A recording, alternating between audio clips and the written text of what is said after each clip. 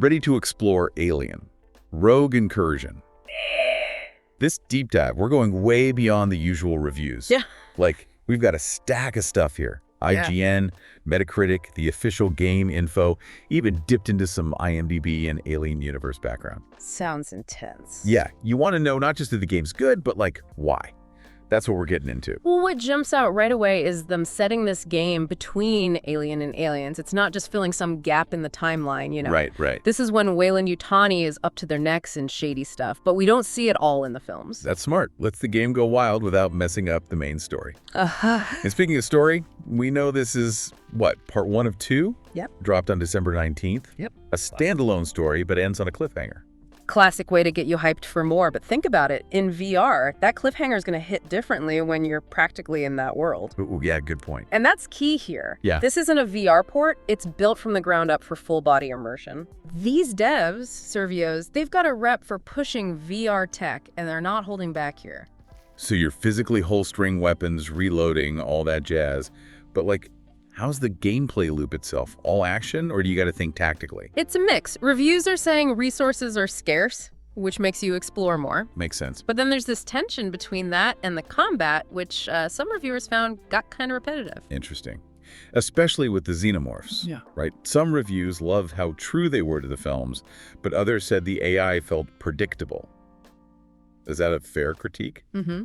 Or does it fit how the Xenos have been sometimes? Not always the brainiest bunch, right? That's the question, isn't it? Are they dumbed down, or is it on purpose? Because remember, the Alien franchise, it doesn't always make them geniuses. True.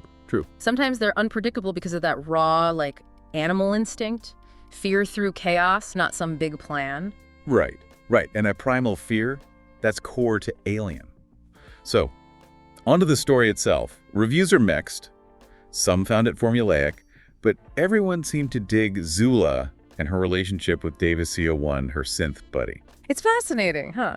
The Alien franchise has a formula, so it becomes, how do you do it well? Yeah. If we connect this back to where the game fits in the timeline, maybe sticking to that familiar story lets them really dig into the Weyland-Yutani stuff. Yeah, maybe that's where the depth is. So what about this planet, LV-354? Anything interesting about it? Well, they also call it Perdin, and the game's all in this facility, Castor's Cradle. The name, I don't immediately recognize it from other Alien stuff, but that doesn't mean it's not connected. Yeah. Sometimes these games sneak in things that become important later. That's what makes these deep dives so fun. You never know what tiny detail will be a huge clue later. Yeah. Okay, before we get too lost in lore, gotta talk tech.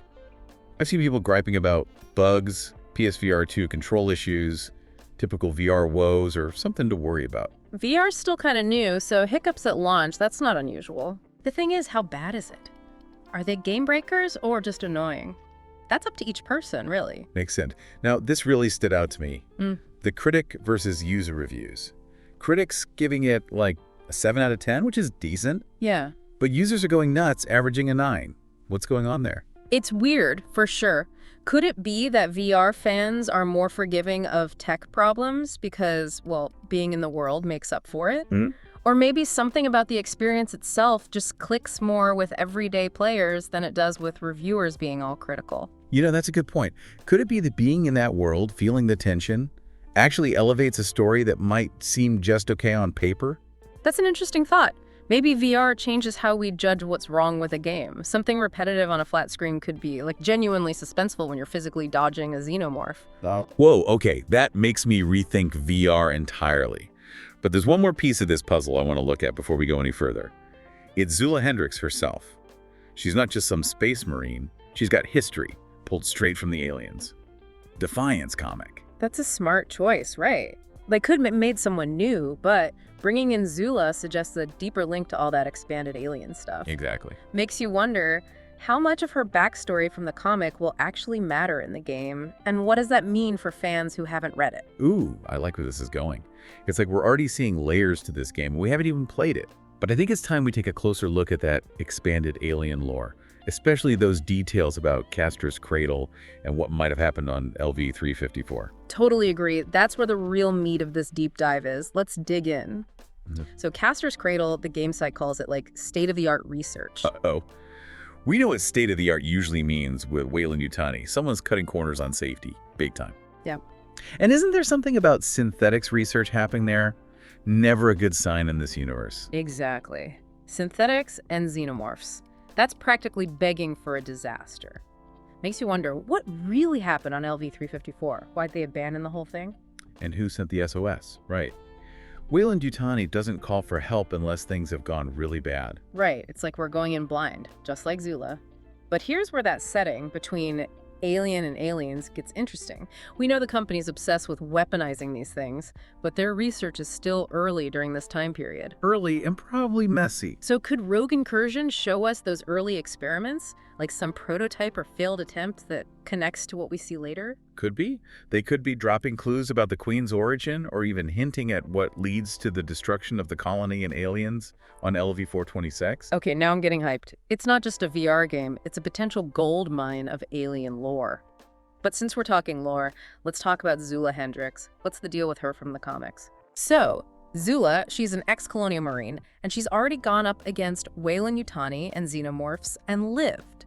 She's got a prosthetic leg, doesn't take any crap, and she's not afraid to fight back against authority. Sounds like the perfect person to guide us through this VR nightmare. Yeah. But it does make you think how much of that comic backstory will actually matter in the game. That's the thing, right? Will the game just assume you know all that stuff, or will they explain enough for new people to understand? Right. It's a tough balance. Too much explanation and the hardcore fans get bored, but not enough, and new players are lost. Totally. They got to find that sweet spot where they're rewarding the fans while also bringing in new folks to the whole alien world. Exactly. And it makes you think about all this expanded universe stuff in games now. Has it become like required reading to understand the story? Or is it just extra for those who want to dig deeper? It's like choose your own adventure level of engagement almost. You can enjoy the game on the surface, or you can go full lore nerd and find all the hidden connections and deeper meaning. That's a good way to put it. Like those hidden details we talked about, they might not be crucial to the plot, but they make the world feel richer, more complex. And you know what? That brings us back to something you said earlier. Castor's Cradle messing with synthetics and xenomorphs. Talk about a recipe for disaster. It is, and it makes you wonder about their goals. Are they just trying to weaponize the Xenos, or is there something even worse going on? Like, what if they're trying to make some hybrid creature, you know, combining the biomechanical stuff from the Xenos with the AI of the synthetics? Dude, that's a scary thought. It's like they're playing God, but with horrifying results. Not like this is the first time Weyland-Yutani's messed up and caused an outbreak. And that's what's so great about the Alien franchise, right? It's not just monsters, it's about the human stuff that lets those monsters happen. Greed, ambition, that need to push the boundaries no matter the cost. It's those human elements that make these stories more than just monster movies. They get at our deepest fears, but they also make us look at the darker parts of ourselves. And that's where VR could really shine. It can put us right there, face to face with those fears, make us feel how vulnerable it is to be hunted, how desperate it feels to try and survive against impossible odds. I get it. Watching Ripley outsmart a xenomorph is one thing, but to be her, feel that thing's breath on your neck, hear its claws scraping, totally different. Totally. And that's what makes Alien Rogue Incursion so interesting. It's not just retreading old ground, it's a chance to experience it in this totally new way, to feel that terror and tension on a gut level. I'm starting to see why the user reviews are so positive. Even if the game isn't perfect, that VR experience might be making up for it, creating something that feels totally unique. It goes back to what we were saying, maybe VR changes how we judge games. The usual rules don't really apply when you've got that level of immersion. It blurs the line between watching and being part of it. But even with all this talk about VR, we can't forget the basics of a good alien story, right? Yeah. Suspense, atmosphere, characters you remember, and that sense of dread that sticks with you. Absolutely, and that's where the little things matter. The sound, the lighting, how the xenomorphs move, how they interact with the environment. It all adds up to create this believable and scary world. And that's where the Alien franchise has always nailed it. It's not just throwing monsters at you, it's building a world that feels real, where the danger is right there. And that's what I'm hoping for with Alien. Rogue Incursion. I want to feel like I'm stepping into a real alien place where every shadow could hide a xenomorph, every creak means it's getting closer. You're making it sound so intense, I'm getting chills just thinking about it. But before we get too carried away, let's zoom out for a sec. We're not just talking about one VR game here, we're talking about a potential change in how we experience entertainment. That's a great point, Alien. Rogue Incursion, it might be a small step, but it's heading towards something huge. Imagine being able to step into your favorite films, talk to the characters, change the story. Mind-blowing. The possibilities are insane. But for now, let's stick with what Alien Rogue Incursion offers. We've got a lot to unpack, and I'm ready to go deeper into the gameplay, the characters, and those secrets hiding in the game. Let's do it. I'm with you. All right, so let's kind of like step back, big picture time. What have we really learned about Alien Rogue Incursion? Well, we know it's VR between Alien and Aliens, and our main lady is Zula Hendrix, right from the comics. Right. It's all about this messed up facility on some distant planet, and of course, tons of xenomorphs running around. But the thing that really grabs me is that difference between what the critics are saying and what the users are saying. Critics give it a 7. Not bad. Yeah, respectable. But users are going crazy, 9s across the board.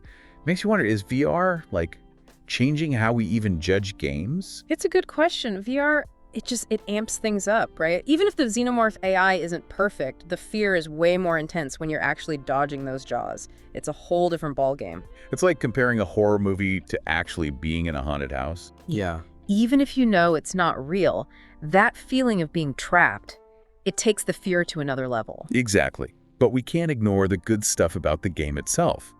The story, even if it's familiar, it's done well. Zula and Davis-01, her synth companion, they've got this emotional connection that goes beyond just surviving. And Zula herself, her backstory from those comics adds so much to her character.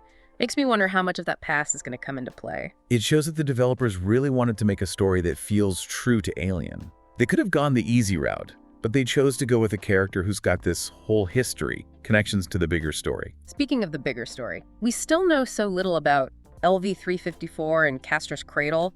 What happened there? Who sent that SOS? Is there something more to this place than we know? That's what keeps bringing us back to Alien, isn't it? It's not just the creatures, it's the mysteries, the unanswered questions, the feeling that there's something huge going on behind the scenes. And putting this game between Alien and Aliens, that's genius. It's like we're getting a peek behind the curtain, seeing how Weyland-Yutani works before they become this giant xenomorph-obsessed corporation. Right. Rogue Incursion could show us so much about their early experiments, even stuff that connects to the later movies. Imagine finding out where the Queen came from, or finding clues about what happened on LV-426. Wow, this VR game could actually unlock some of the biggest mysteries of the whole franchise. But even beyond that, there's something amazing about just experiencing this world in a totally new way. That's what VR does. It's a level of immersion that you just can't get from regular games. You're in those hallways, you feel that tension, the fear, the feeling of being hunted. It could totally change how we see the whole Alien franchise. I'm really getting why people are loving this game.